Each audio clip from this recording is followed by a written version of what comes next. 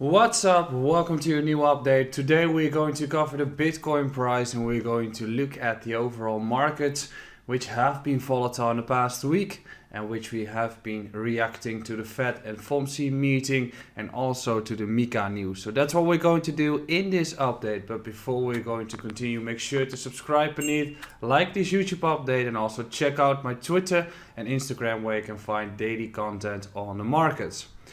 So earlier this week we've had the resolution of Mika, which was about the potential ban of proof of work in Europe. Good sign is that they voted against, so they are not banning proof of work, they are not banning Bitcoin. Price action didn't really react to it, but it's fundamentally a good sign that they are banning or they are voting against the actual ban.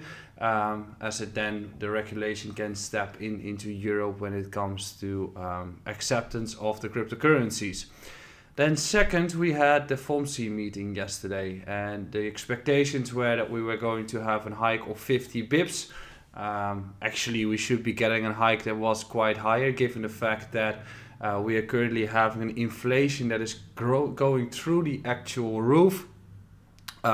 There's always a debate whether the inflation is currently 7.9%, whether that's the actual number, or whether they are just using a certain model that fits their own bias, given that we also have the gas prices going through the roof in the Netherlands, and also fuel is going up quite heavily. So the actual inflation is way higher than the numbers that has been coming out. Because of the high inflation and the FOMC has decided to actually rate or hike the rates by 25 bips. And that is lower than the expectations from the markets. And that's why we can see that risk on assets are bouncing back up. And that is also why the dollar is currently showing some weakness as the DXY index is dropping. As the expectations were that they were going to hike even more. And when they are going to hike 50 bips, for instance, and Europe is not doing anything, there's a reason why you should be bouncing towards the dollar more than going towards the euro. So then you would expect the dollar to be strengthening and you would expect to see risk on assets dropping a little. However, we still have many cases of uncertainty. Right now we are seeing some sort of relief rally, and based on this fact, I think we might be getting some more relief. However, are we in a complete bull market all of a sudden? Definitely not. We have just witnessed a massive correction on the markets. We have been trending down since May on many altcoins. And Bitcoin is also still hovering beneath 46k and is just having a slight bump given that the Fed has decided to not raise the interest rates by 50 bips but by 25 bips. So it's still a very fragile market, and that's why we're going to look at Bitcoin, we're going to look at Ether, I'm also going to check out the yields, and I'm going to check the dollar and gold in this update. So let's head towards the chart and cover all those topics.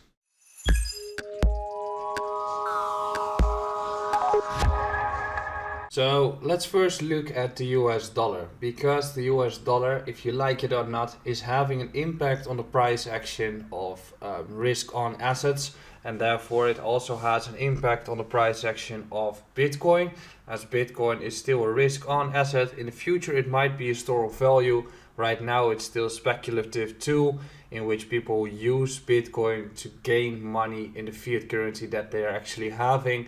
So there's not really that case of a store of value yet. Maybe in the future it will. Just like gold, it has been adapting towards one, and it just takes time as the market needs to mature and has to grow in terms of value in USD.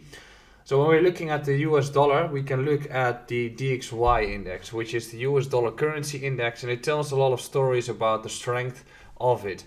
If the dollar is showing strength, which it has been doing in 2014, 2015, which it has been doing in 2018 and 2019 too, that's usually not a period where Bitcoin will be doing great, as we know that 2015 was a bear market and 2018 as well. We also know that during the Corona crash, Bitcoin went down first, in which the US dollar was showing strength in this move up, as you know. And after that, we've had a pretty heavy downwards correction on the US dollar, which resulted into a bull market on Bitcoin and crypto. Now we are trending up, right? So we have been running back up with the US dollar, which resulted into this big run here. And during that period, the Bitcoin was not showing too much strength. Altcoins, as a matter of fact, have been dropping since this run started. So altcoins already are dropping quite heavily. Right now, the US dollar is correcting. Are we switching a trend here? Well, I would not say we're switching one, but we're just having a correction in an upwards move, and the trend is still upwards, as the US dollar is still the most looked asset at, or people are looking most at the dollar right now because of the uncertainties in the world. So it's having a corrective period in an upwards run, and because of that fact, Bitcoin can have a run itself, or at least some upwards momentum. This doesn't mean that we are all of a sudden in a bullish mood. However, if we are plainly looking at this chart, we can say that we are making higher lows, and that at some point after a period of 2 months, we're going to have a big volatile move, or at least we're going to sweep the liquidity before we're going to have such a big volatile move.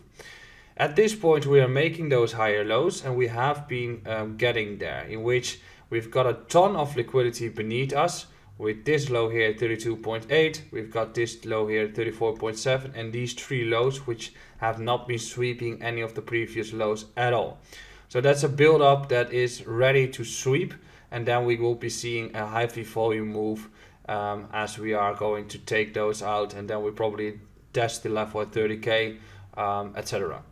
However, when we're looking at the upside, we have been breaking through 39.6.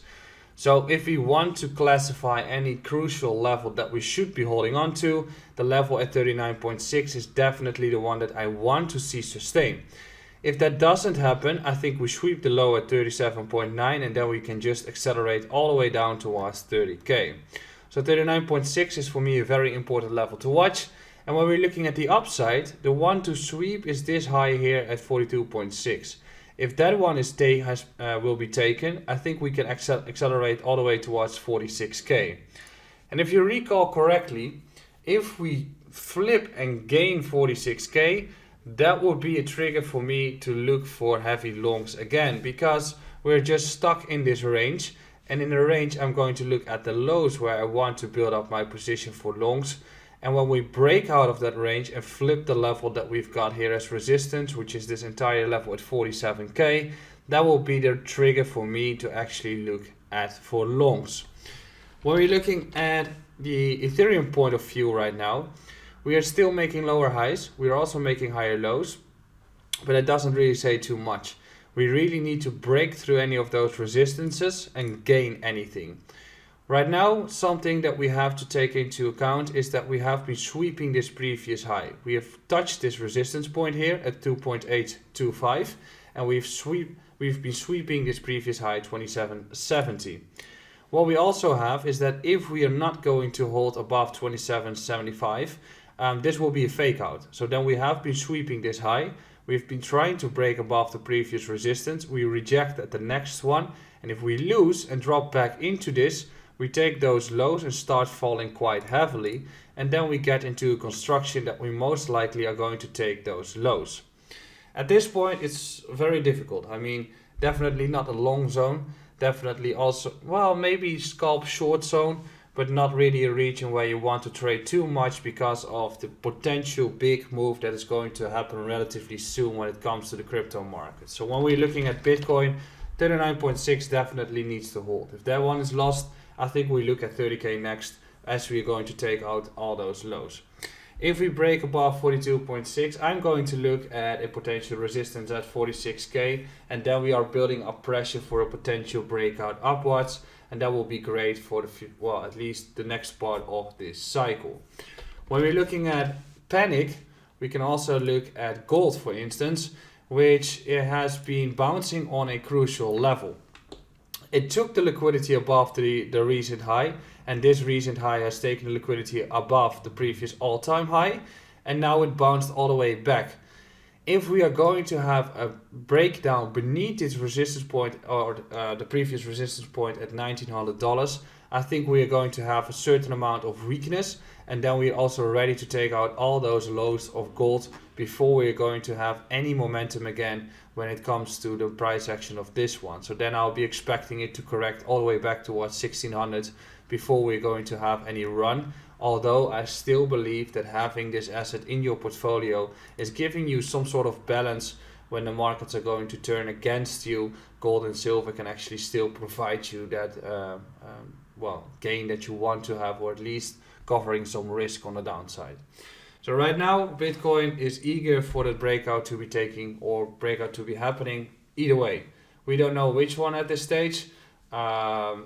Arguments for bearish, arguments for bullish. I'll just wait it out, watch for the crucial levels, which you know right now, and I'll be back tomorrow with another fresh update. Subscribe beneath, like the YouTube update, and have a beautiful day, and don't do stupid shit. Bye bye.